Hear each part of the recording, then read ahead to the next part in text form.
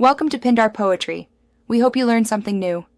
In this video, I will show you how to iron on vinyl with your Cricut machine using an easy method.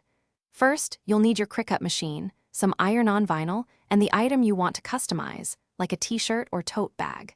Next, design your project in Cricut Design Space, ensuring you mirror the image before cutting.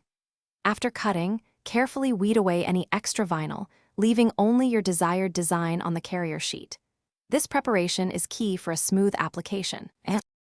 Now, let's get that design pressed. Preheat your iron or heat press to the temperature recommended for your specific vinyl type.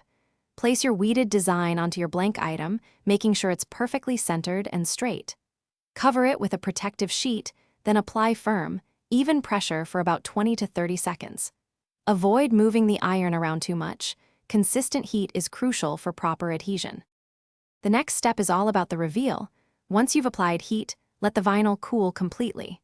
This is a critical step for a clean peel, especially with cold peel vinyl. Slowly peel back the carrier sheet at a 45-degree angle. If you notice any part of the vinyl lifting, simply lay the carrier sheet back down and reapply heat for another 10 seconds.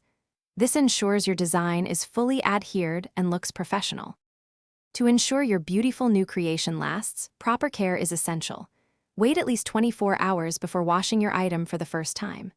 When you do wash it, turn it inside out, use cold water and tumble dry on a low setting. Avoid bleach and harsh detergents to protect the vinyl.